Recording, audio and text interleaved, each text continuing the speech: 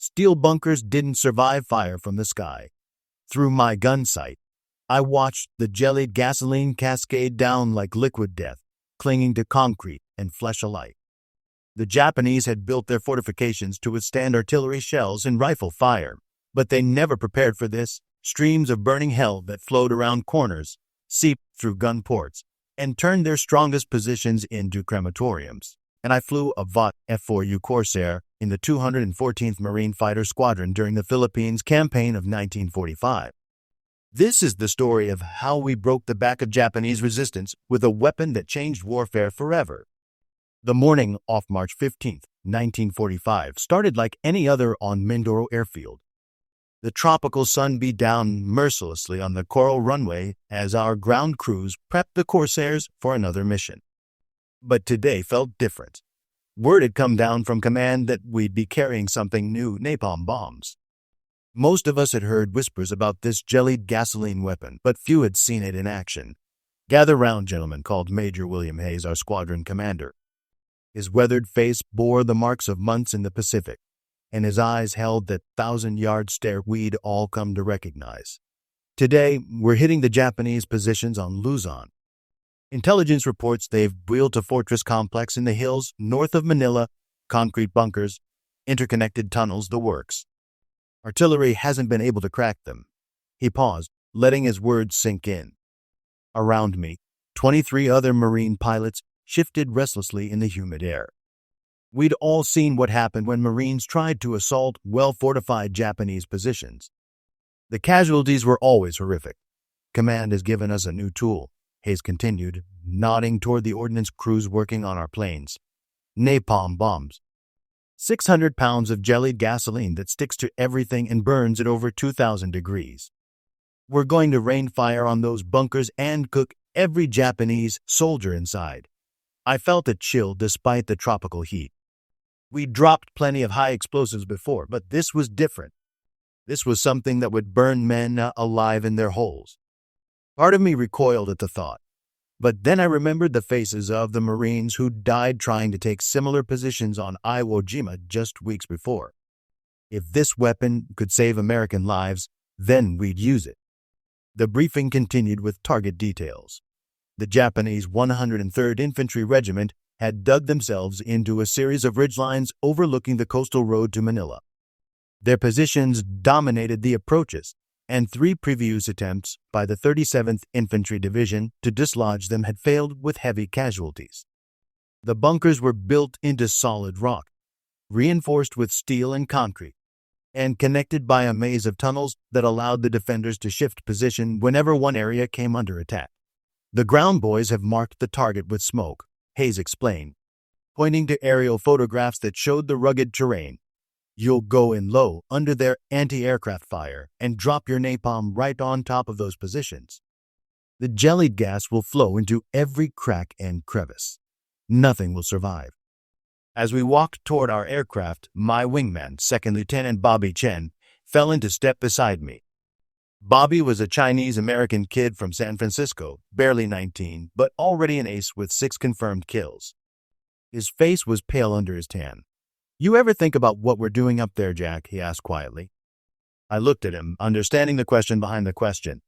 "I think about going home," I replied. "And I think about making sure as many of our guys go home with us as possible." He nodded slowly. "Yeah, I guess that's what matters."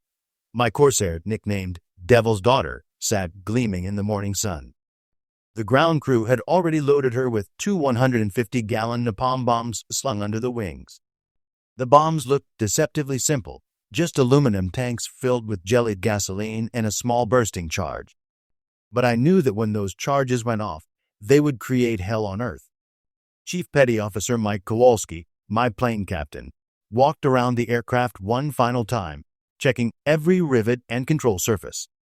Mike was a 30-year-old career Marine from Detroit who could make a Corsair sing like an angel or roar like a demon, depending on what the mission required. "She's ready to go, Lieutenant," Mike reported, wiping his hands on an oil-stained rag. "Those napalm canisters are armed and ready. Just remember to pull out of your dive before you get too low. That fire's going to reach up and grab you if you're not careful." I nodded and began my pre-flight inspection. The Corsair was a magnificent machine, over 2,000 horsepower of raw American engineering wrapped in bent aluminum and determination. Her inverted gull wings gave her a distinctive silhouette that had earned her the nickname Whistling Death from the Japanese. Today, she'd live up to that name. As I strapped myself into the cockpit, I ran through the familiar ritual of switch checks and control movements. The Pratt & Whitney R2800 engine rumbled to life with a satisfying roar, and I felt the familiar vibration through the airframe. Around me, 23 other Corsairs were starting up, their engines creating a symphony of American power. "Black Sheep Flight, this is Devil Leader," came Hayes' voice over the radio. "Form up for takeoff. We've got Marines counting on us today." One by one, we rolled down the coral runway and lifted into the azure Pacific sky. The formation came together smoothly, 8 four-plane divisions arranged in a loose combat spread. Below us, the green jungle of the Philippines stretched to the horizon, broken by rivers that gleamed like silver ribbons in the morning sun. The flight north to our target area took 45 minutes. As we approached the battle zone, I could see smoke rising from the hills where Army artillery was laying down a preparatory barrage. The Japanese positions were hidden in the jungle-covered ridgelines, invisible from our altitude but marked by the white phosphorus smoke rounds that the forward observers were dropping right on top of them. "Devil Leader to all flights," Hayes called. "Target in sight." "I can see the smoke markers. Remember, we go in fast and low. Drop your napalm and get out. Don't linger to admire your work." "Devil 4, Roger," I replied, feeling my pulse quicken. Around me, the other Corsairs began to spread out into attack formation. Bobby's plane slid into position off my right wing, close enough that I could see him checking his armament switches. As we descended toward the target, the details of the terrain became clearer. The Japanese had chosen their position well. The ridgeline commanded the valley below, and I could see the dark mouths of cave entrances and bunker apertures facing toward the American lines. Concrete gun emplacements were dug into the hillside, their walls thick enough to withstand direct artillery hits. Then the anti-aircraft fire began. Black puffs of smoke blossomed around our formation as the Japanese 25mm guns opened up. It felt Devil's Daughter shudder as shrapnel peppered her wings, but the engine kept running smooth and strong. To my left, Lieutenant Danny O'Malley's Corsair took a direct hit in the engine cowling. Trailing black smoke but still flying. "Devil 7 is hit," O'Malley called over the radio. "Engine's running rough, but I can make my attack." "-7, Hayes replied immediately. "Head for home. We'll handle this." But O'Malley was already in his dive, his damaged Corsair screaming toward the Japanese positions. I watched in admiration and horror as he pressed his attack despite the flames now licking at his cowling. His napalm bombs separated cleanly and tumbled toward the bunkers below. The explosion was unlike anything I'd ever seen. The jellied gasoline erupted in a brilliant orange fireball that clung to the hillside like molten lava. Streams of burning fuel flowed down the slope and into the gun positions, turning concrete bunkers into blazing furnaces. Even from 1,000 feet up, I could feel the heat on my face. O'Malley's Corsair pulled up from the attack, but the engine finally seized. I watched helplessly as he tried to nurse the dying fighter toward the American lines. He made it halfway across the valley before the engine quit completely.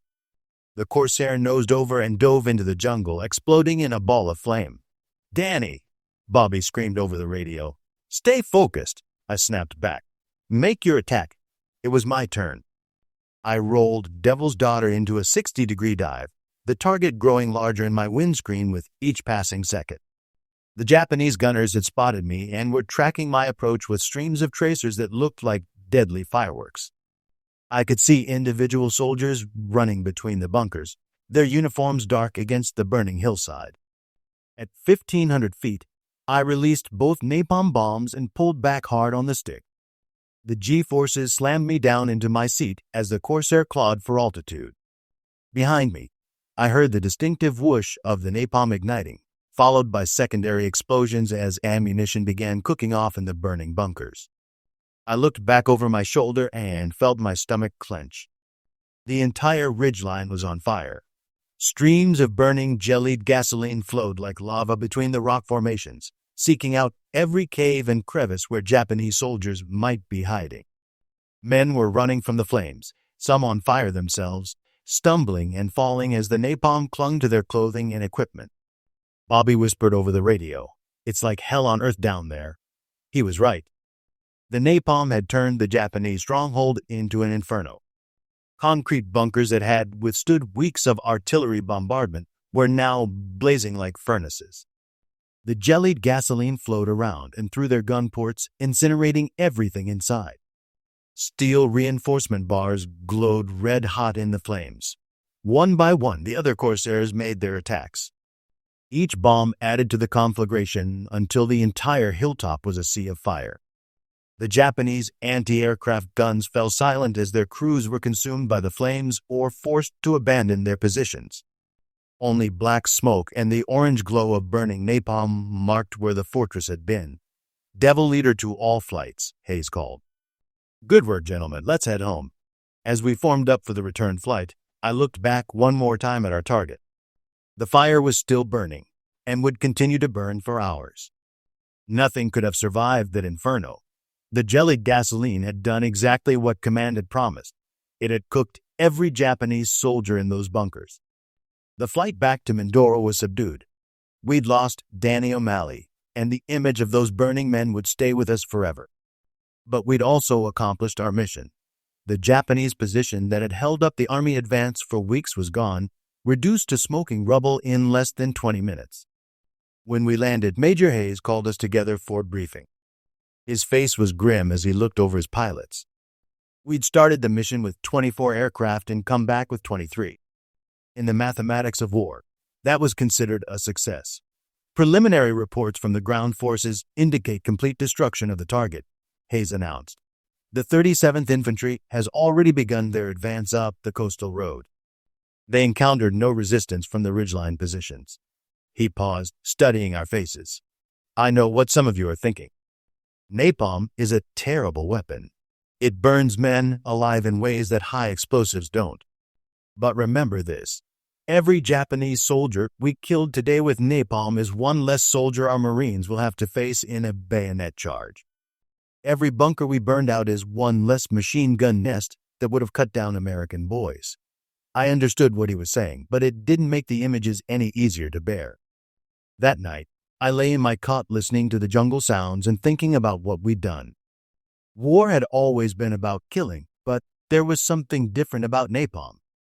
It was so thorough, so inescapable. Once that jellied gasoline stuck to you, there was no getting it off. Over the next 2 weeks, we flew 17 more napalm missions against Japanese positions throughout Luzon. Each time, the results were the same: complete destruction of the target and elimination of all resistance. The weapon's effectiveness was undeniable. Japanese strongholds that had held up American advances for days or weeks were reduced to smoking ruins in minutes. The enemy had no answer for napalm. Their concrete bunkers and steel reinforcements became ovens that cooked them alive. Their tunnels became death traps as the burning jellied gasoline flowed through every passage. No matter how deep they dug or how thick their walls, the fire found them. Word of napalm's effectiveness spread quickly through the Japanese ranks. We began intercepting radio messages showing their growing desperation. One transmission, decoded by Navy intelligence, was particularly revealing. "American firebombs make defense impossible.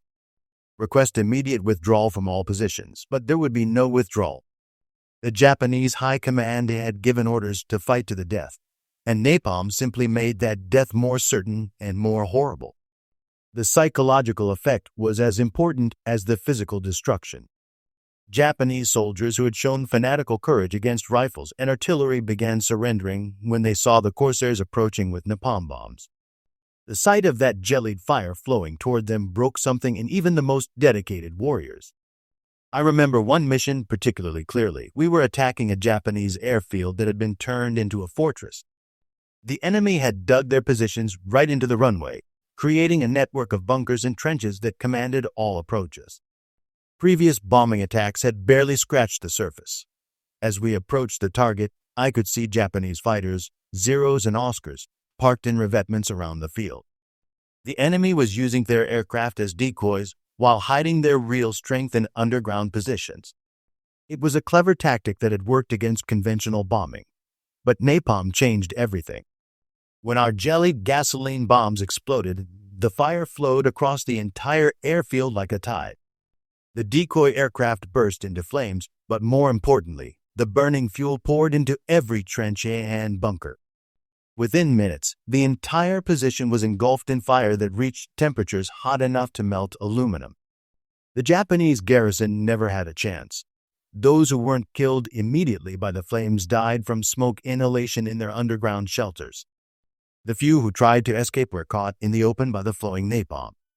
When the Army infantry arrived to secure the airfield, they found over 300 Japanese bodies, most burned beyond recognition.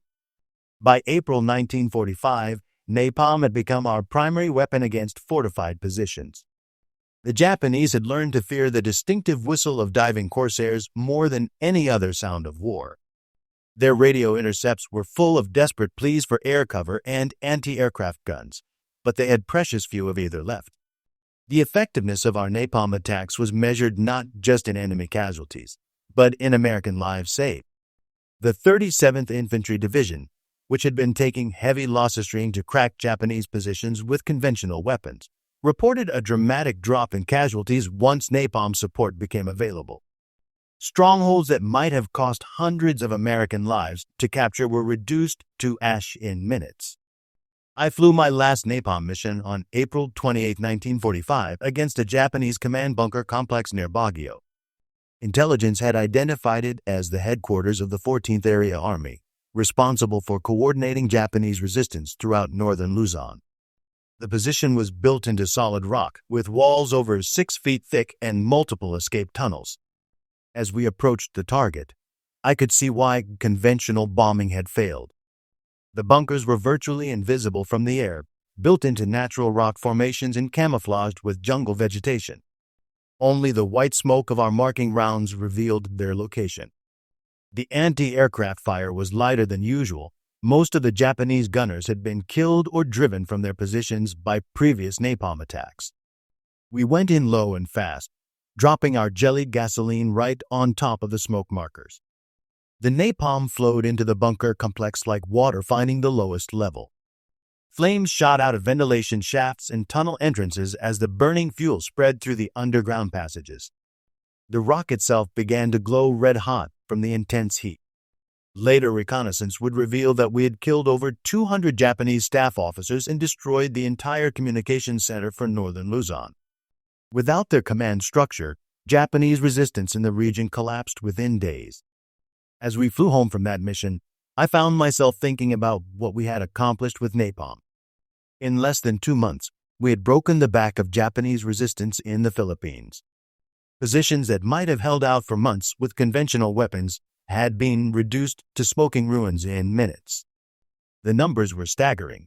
Intelligence estimates suggested that napalm attacks had killed over 15,000 Japanese soldiers in the Philippines campaign, while American casualties dropped to their lowest levels since the invasion began. Entire regiments had been wiped out without firing a shot in their own defense. But the cost wasn't just measured in enemy dead. Every pilot who flew napalm missions carried the images of those burning men in his memory. We had unleashed something new in warfare, a weapon that killed not just efficiently, but horribly. The screams of men burning alive haunted our dreams. Major Hayes tried to put it in perspective during one of our evening briefings. Gentlemen, I know this weapon troubles some of you. But remember that every Japanese soldier we kill with napalm is one less soldier who will fight to the death when we invade Japan itself. We're saving American lives, maybe hundreds of thousands of them. He was right, of course. The invasion of Japan, scheduled for November 1945, would have cost enormous casualties on both sides. Every Japanese position we destroyed with napalm was one less obstacle our Marines and soldiers would have to overcome with blood and bayonets. The war ended before that invasion became necessary. On August 15, 1945, Emperor Hirohito announced Japan's surrender over the radio. As we listened to the broadcast in our ready room on Mindoro, I felt a complex mixture of relief and emptiness. The killing was finally over. In the weeks that followed, as we prepared for our return to the United States, I had time to reflect on what we had accomplished. Napalm had proven to be one of the most effective weapons of the Pacific War. It had saved countless American lives by making Japanese fortifications untenable. It had shortened the war by breaking enemy resistance faster than any conventional weapon could have. But it had also changed the nature of warfare itself. We had crossed a line with napalm, introducing a weapon that killed in ways that seemed almost medieval in their horror. The jellied gasoline that clung to human skin and burned at 2,000 degrees was far removed from the relatively clean death of a rifle bullet or artillery shell.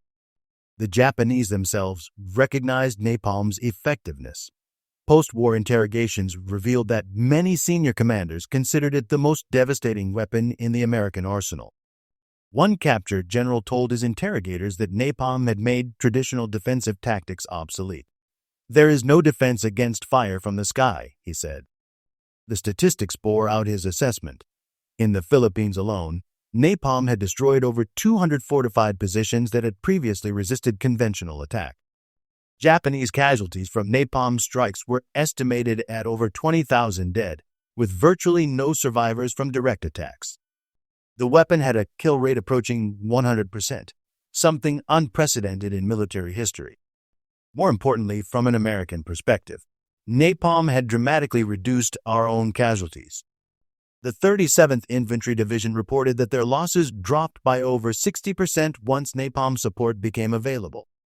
Similar reductions were seen throughout the Philippines campaign as napalm broke the back of Japanese resistance. The psychological impact was equally significant. Japanese soldiers who had shown fanatical determination against conventional weapons began surrendering in increasing numbers when faced with napalm attacks. The weapon had broken something fundamental in enemy morale, the belief that they could die honorably in their fortified positions. As my transport ship pulled away from Manila Harbor in September 1945, I stood at the rail looking back at the Philippines. Somewhere in those jungle-covered hills were the burned-out remains of hundreds of Japanese positions, silent testimony to the effectiveness of jellied gasoline delivered from the sky. I thought about the men we had killed with napalm, thousands of enemy soldiers who had died horrible deaths in bunkers that became furnaces. They had been brave men, fighting for their emperor and their country, just as we had fought for ours. But war is not a game where bravery determines the winner. War is about killing the enemy as efficiently as possible, and napalm had proven brutally efficient. The weapon we had used in the Philippines would go on to play a major role in future conflicts. Napalm would burn through the jungles of Vietnam, fall on enemy positions in Korea, and remain in American arsenals for decades to come. What we had proven in 1945 was that jellied gasoline could break any defense and kill any number of enemies, regardless of their courage or determination. But I also knew that we had opened a door that could never be closed.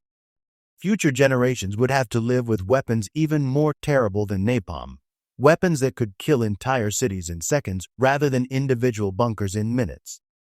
The atomic bombs that ended the war had shown the ultimate evolution of that principle, complete destruction delivered from the sky. Standing on that transport ship, watching the Philippines fade into the distance, I felt the weight of what we had done. We had won the war, saved American lives, and shown the world the price of challenging American power. But we had also unleashed something new and terrible into the world, the knowledge that fire from the sky could make any position untenable and any defense meaningless. In the end, perhaps that was the most important lesson of our napalm campaign. War is not about honor or courage or dying gloriously for one's country. War is about winning, and winning requires weapons that kill efficiently and thoroughly. Napalm had proven that jellied gasoline could accomplish both objectives better than anything that had come before. The Japanese soldiers who died in those burning bunkers had learned that lesson too late. Their steel reinforcements and concrete walls had provided no protection against fire that flowed like water and burned like the sun itself. In their final moments, as the napalm consumed them, they must have understood that the nature of warfare had changed forever.